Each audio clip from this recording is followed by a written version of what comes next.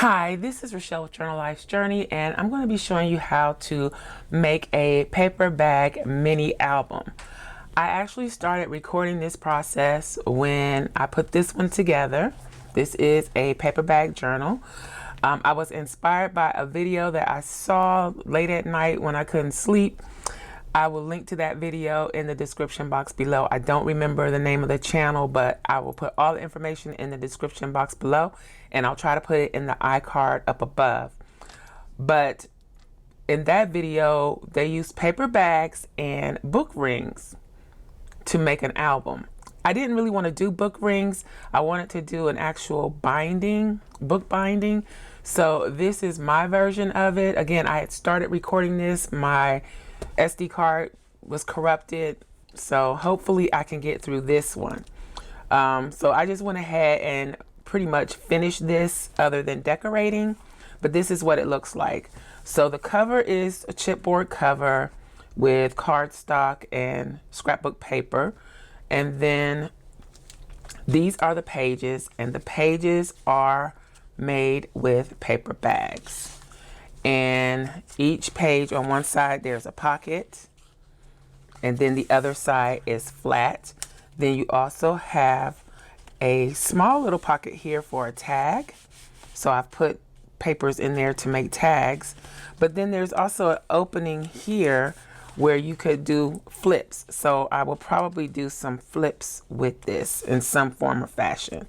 But these are the basic pages, and I did 4 bags, so that gives me 4 double-sided pages. So that gives me 8 pages in all, plus if I add flips and flaps and everything. And then this is the back. This is what it looks like. It's got a 2.5 inch spine, I believe, a little bit bigger than 2.5 inches. So, and I set this up kind of like the video that I saw. She was trying to use 4, I think it was 4 pieces of 6x6 paper. I wasn't limiting myself to that because of the way I wanted to do it. But I did use 6x6 papers. To start with, the cover is 12x12 papers from one of the Michaels Hot Buy paper pads. Well, this was the main paper pad that I used. This is by American Crafts. It was from 2016. It was from the old Target dollar spot. So I had this one, and then I was going to supplement with the deco with this one. They pretty much have the same color schemes. These were the papers that were in here. I just didn't use any of the foil, but I may use some of the foil pages to decorate. So I used that. Those are the papers. And I'm going to show you how I made the pages. Now, this isn't an exact science because paper bags, even though they give you a measurement of what the bag is, they're not folded exactly. They're just not exact. So, but these are the original bags that I used for this one. They are 6 by 1/8 inch by 4 inches by 12 3/8 inch. And these are giant, big bags. Not really necessary to use. I use these because they were closer once folded to the 6x6 paper size. So, but for this next one, the one that I'm going to demonstrate for you, and I did go ahead and put the eyelets in for the closures. I have one of those little Tim Holtz brads here with the jump ring on it, so that I can add a tassel or charms if I choose. And I tried to keep this one traditional Christmas kind of, and I will be decorating this in a Christmas theme, but this one I'm not sure. I did use scrapbook papers here. I'm thinking I might use digital papers for this one. So here's how you do it. I'm going to do 3 pages in this one. I'm going to make it a little smaller, so 3 pages instead of 4. I need to determine how tall I want my pages. Since there's no way that I can just plop down a 6x6 paper on here, it's not going to really matter that much. On these, because the paper bag was longer, I ended up cutting off 2 inches. Let me show you. I ended up cutting off 2 inches, so about this much, to make my pages, to get it to be close to the 6x6 size once folded. This one, it doesn't really matter because again, I won't be just using 6x6 papers. So, and I don't mind it being a little taller, but this is how I'm doing this. You just take the top of the bag, this part, and fold it under the flap. And that's it. That's your page. So on this one, there's no cutting, no fuss, no muss. So you got a page and a little pocket here. And that's it. And you just kind of try to fold it as straight as possible. It's not going to be perfect because it's a paper bag. So, and I kind of like that this one is going to be taller.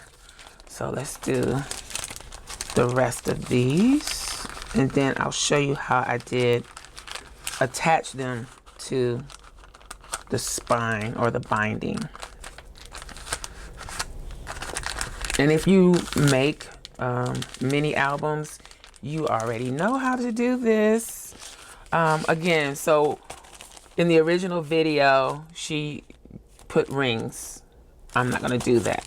I saw that there is a gusset here that could go over a tab. So I'm gonna use that binding method with the tabs to bind this. And now that I'm looking, maybe I should do 5 pages instead of 4. No, I'm not gonna bite off more than I can chew. So these are the other bags that I use. Both of these bags came from Walmart. This one, I think it's just a standard bag. It's 5 1/8 by 3 1/8 by 10 5/8. So a little smaller. And I have a little issue with finishing projects. So let's keep it simple. Just make sure, you kind of have to make sure that the bag doesn't crumple on the inside when you're folding it. And you can go over these with a bone folder to make sure your crease is good. I kind of wait until I make sure I have everything lined up. Okay, so since I have 3 bags, then I'm gonna need 3 tabs. I'm gonna use my bags, or one of my bags, to determine the height of the paper that I need. And I don't think I'm gonna need the length of this, so I'm gonna try it with the width. And I'm just going to make it a slight bit smaller in height than my bag. Let's see, I need a pencil. So I'm just gonna mark it right here. And that's gonna show me where I need to cut. And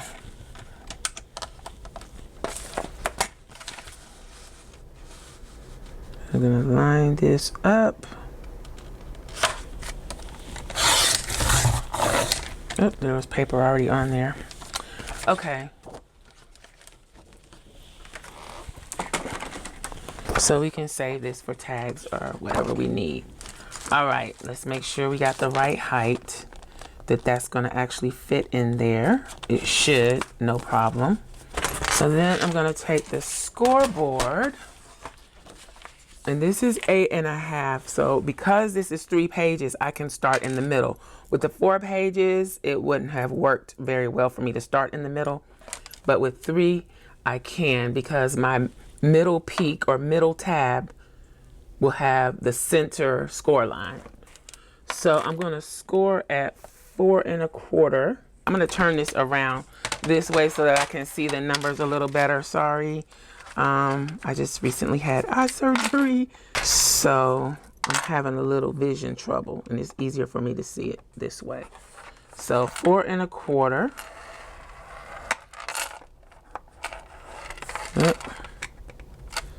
Maybe I should use this after all. Yeah. Then I'm going to go over 1/2 inch on either side of that score. So 4 1/4, then 4 3/4. Okay. So I went over to 3 3/4, and I went over to 4 3/4.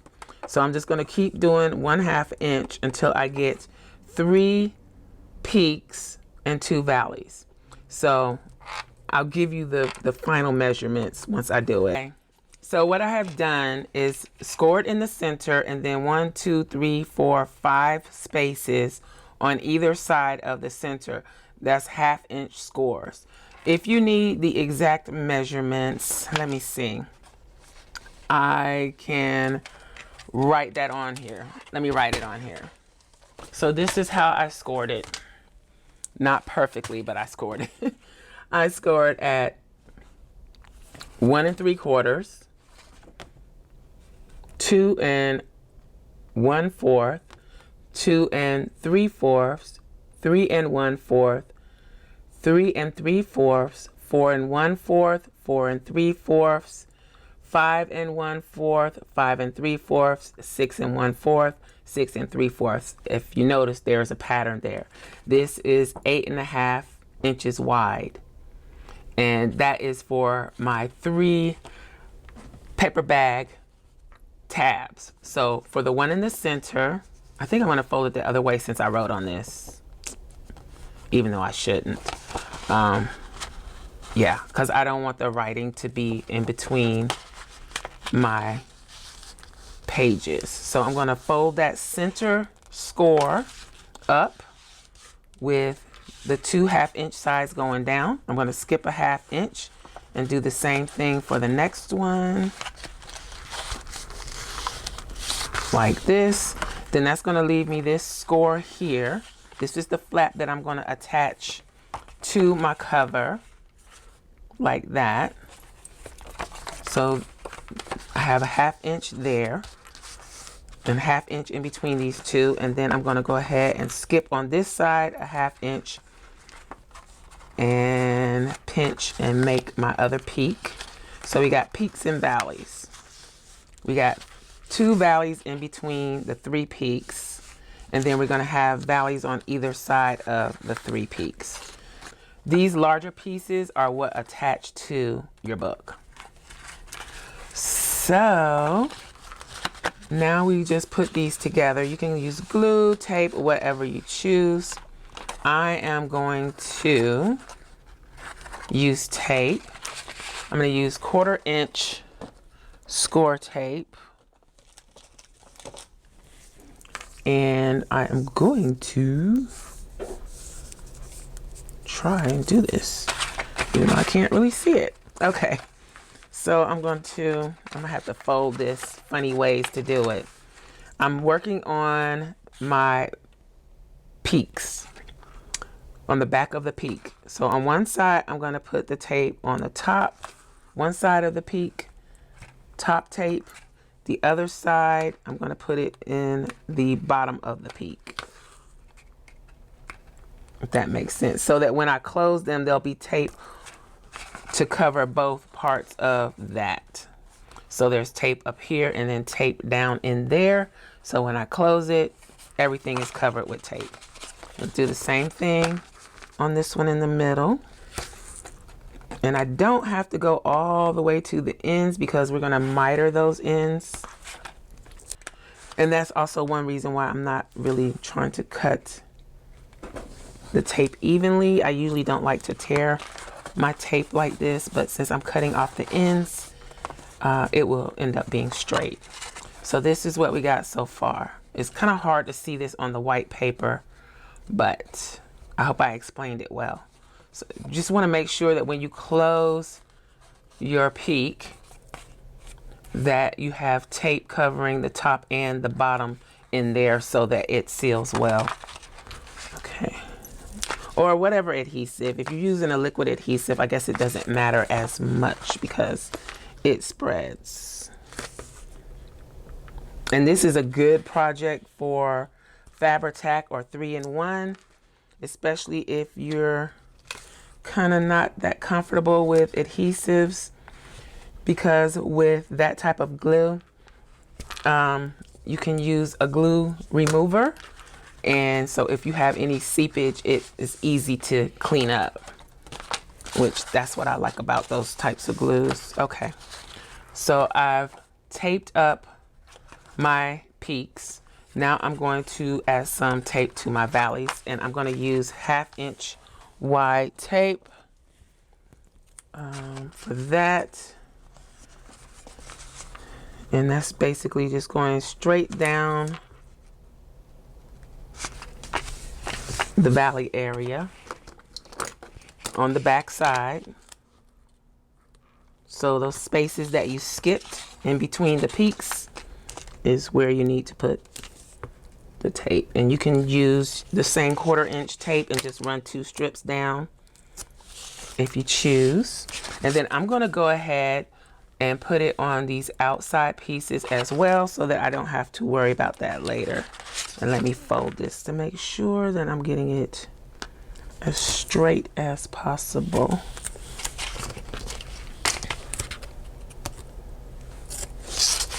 And this type of binding has a name. I cannot think of it because it's been so long since I did a mini album style journal or book. If I remember it, I will put it in the description box below. And if I don't remember it, I'll research it and put it in the description box below.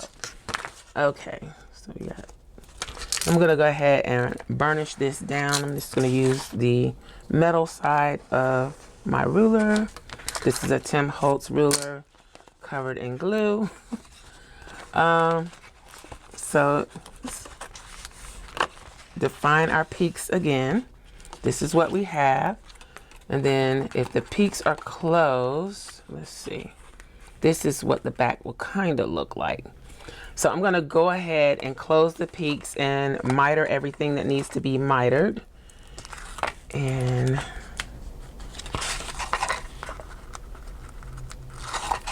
so I remove the tape, and then I'm just going to close that up like that. And if you score everything straight, you shouldn't have a problem lining anything up. And if you kind of burnished and defined your folds before removing the tape, you should be fine. I used to have a problem with getting these lined up, but I'm just not as particular as I was. So I'm just going to go ahead and burnish those really well. Make sure that tape is adhered well. Also start training my tabs to lay down, because we don't want them stiff and sticking up necessarily.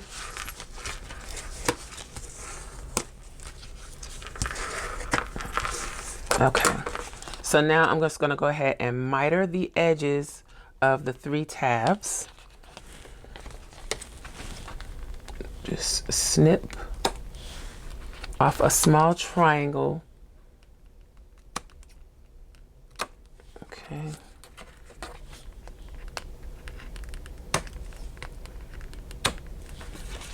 And then do the other end.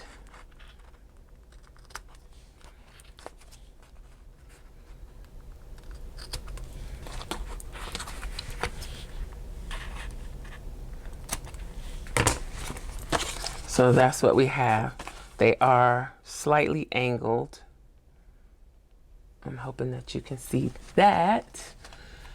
Then I'm going to actually miter these flaps here, and just a little, the large flap that's going to attach to the book cover.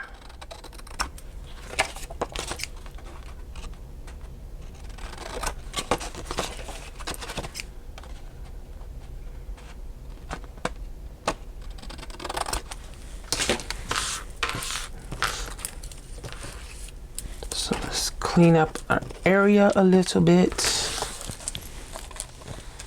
All right, so this is our shape. This is what we have for adding our pages. A lot of the time you would put your tape on the tabs before you miter it and all that, but I'm not using tape on these. I'm going to use 3-in-1 because of the way my gusset is on the paper bag. I need a little time to get things straight. So I think I'm going to do them the same way with the pocket facing forward. So they will all be lined up like this. And let's see, our pages are going to end up being 1, 2, 3, 4, 5, 6 by, so they're going to be 5 by 6 pages.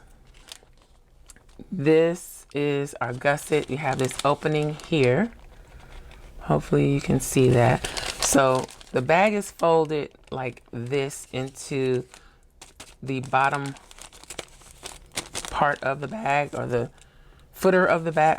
What is this called? The bottom gusset, maybe? I don't know. But you fold the top of the bag into that flap with the bag closed. Look at the side. You still have the normal gusset that you would have if you open the paper bag. That part is the part that we will attach to the tab. You have this top part here. We're not going to mess with that. We want the piece that goes all the way down the length of your page or your folded bag. So that is the part we're going to glue onto this tab. Let me make sure this is another reason why I don't use the tape, because I need time to get things lined up with the paper bag. There we go. So it's going to fit.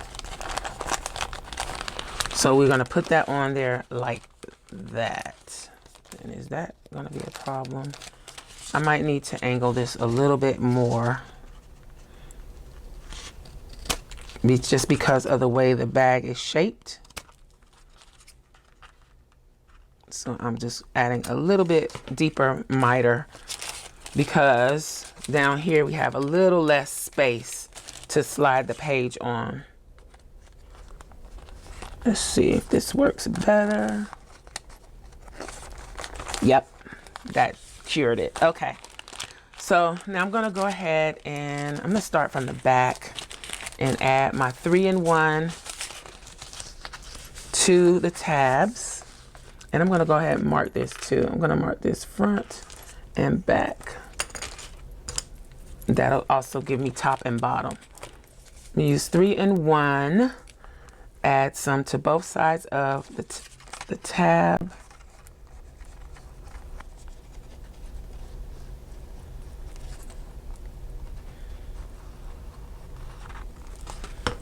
And try not to overdo it like I do with the glue. I just always try to make sure that it's gonna stick. Make sure that I have it going in the right direction. And opening up the long gusset to slide that onto my tab. Let's see if I can get this right.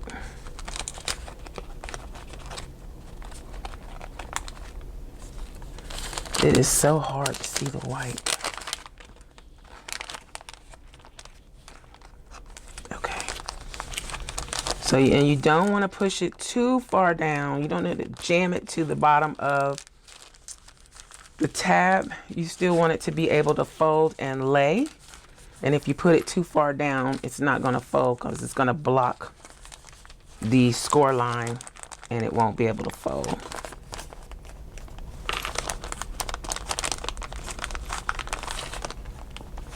I think I got that one on there good. Okay.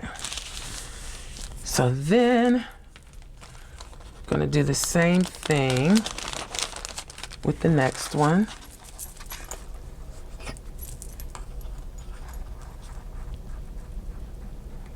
Make sure your pages are going in the right direction.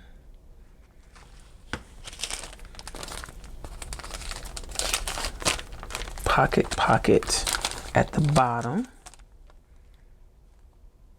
Slide that gusset on to the tab. Press it down, make sure it's all the way on there, but not too far down.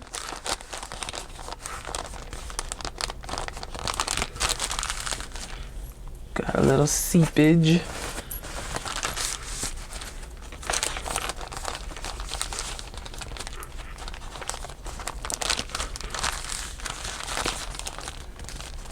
Okay, I'm gonna do the same thing with the next one.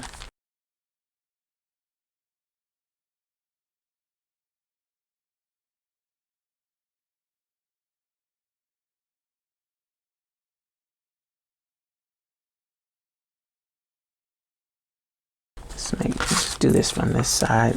It's easier, I think, to do it from the back because you can see for sure if you're using the right gusset or the right opening when you place it on. Okay. Let's make sure we get this all the way down.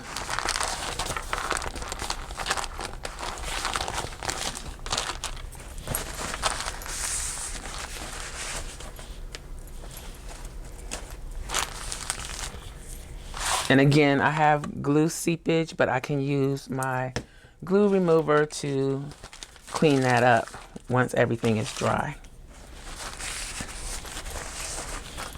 But this is what you'll have.